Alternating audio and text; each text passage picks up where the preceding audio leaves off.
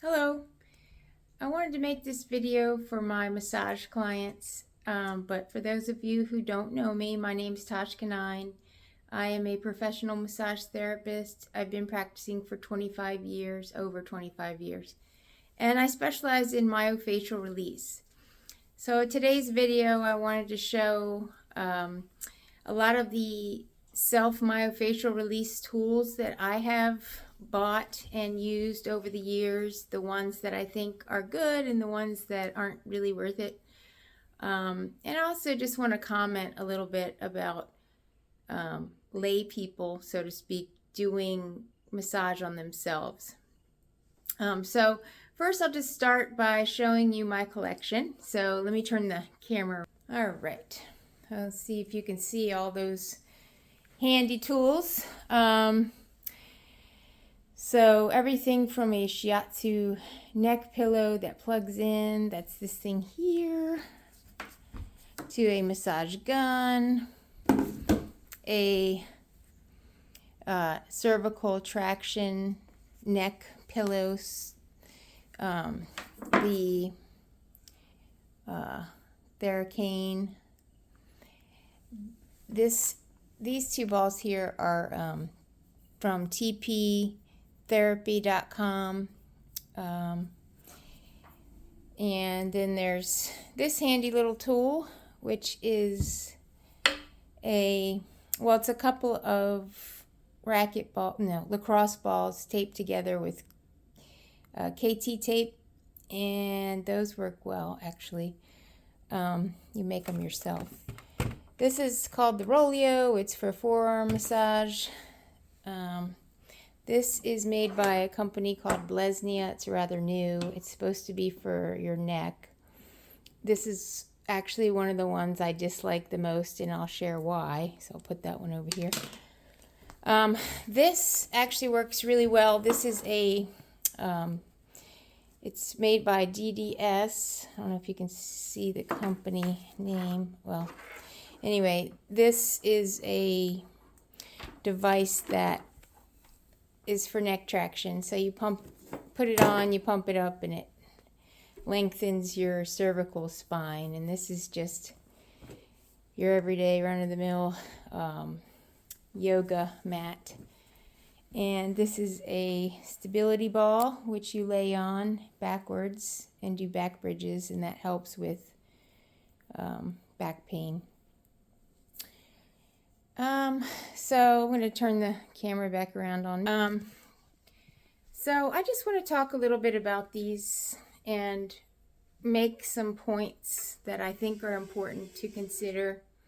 The first thing, and I don't mean any disrespect, I'm certainly not trying to insult anyone, but the first thing I notice a lot of times when my clients will buy these, they'll come back with bruises on themselves, and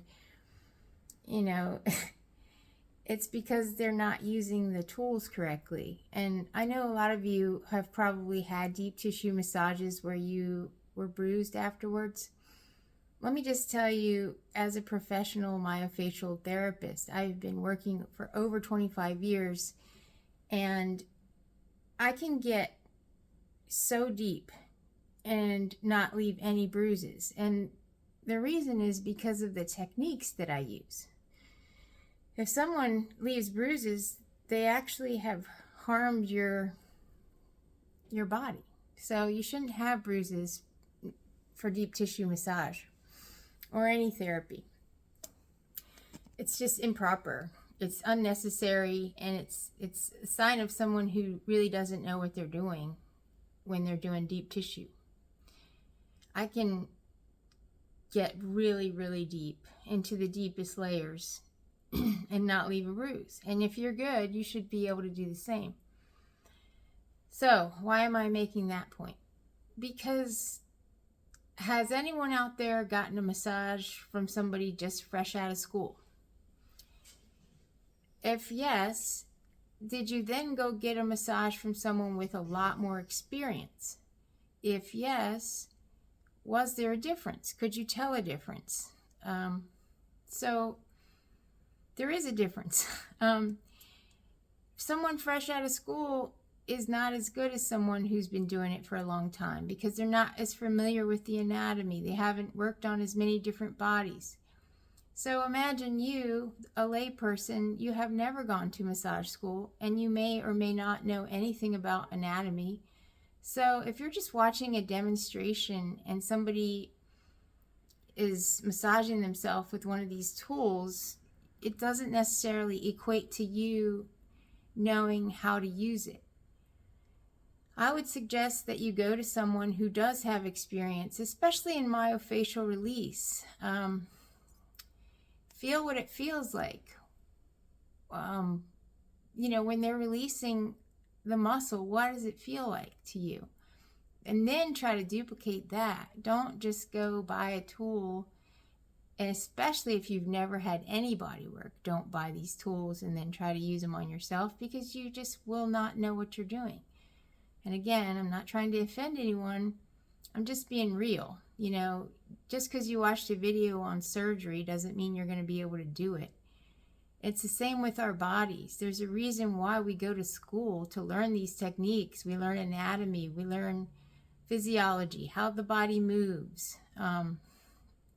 So just consider that. Now I'm going to go through the tools that I would suggest using if you know how to work on yourself, assuming that you have had professional massages, they've worked on you, you feel what it feels like, you know the depth that is comfortable for you and that actually releases the muscle. And that's another point. The whole reason to do self-myofascial release is to release the muscle. If you don't get a change in the muscle tone, then you haven't released the muscle. So therefore there's, it's kind of been a useless exercise. You waste your time.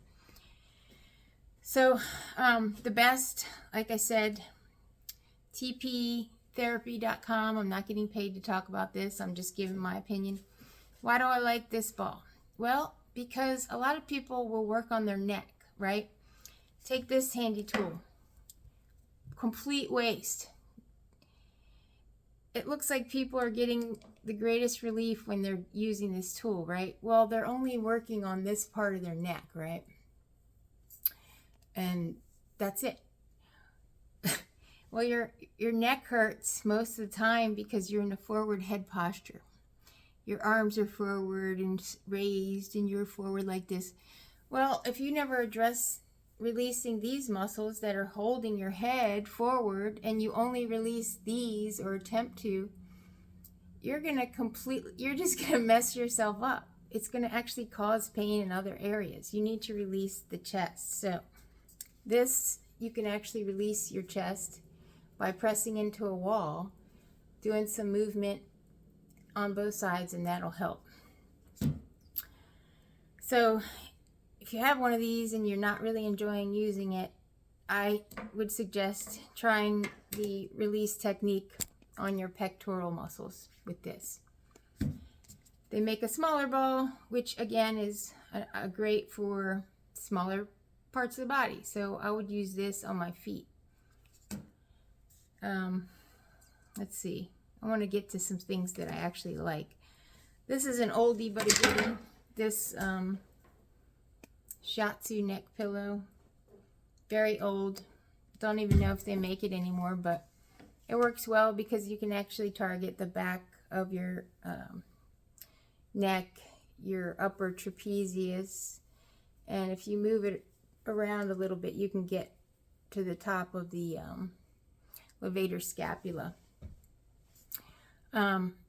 This tool is actually not bad. This cervical neck thing, it's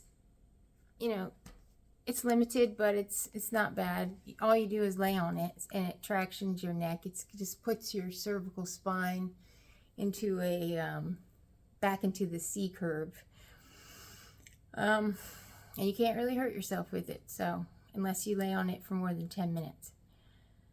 So I'm making this video because if you're a current client and you have a lot of tools and they're not working for you, come see me. I'll help you learn how to use them. if you're somebody out there that's a little frustrated that you have a mountain of these tools like I do, and a lot of them aren't working for you,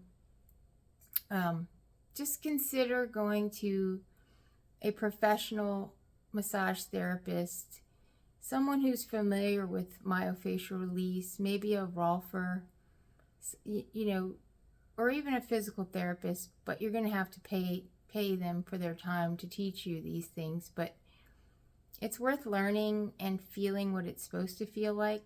You've invested in all these tools, but if you're really not able to use them properly, they're kind of a waste. So that's all. I just want to make that clear, that I feel like people need to really know how to use the tools.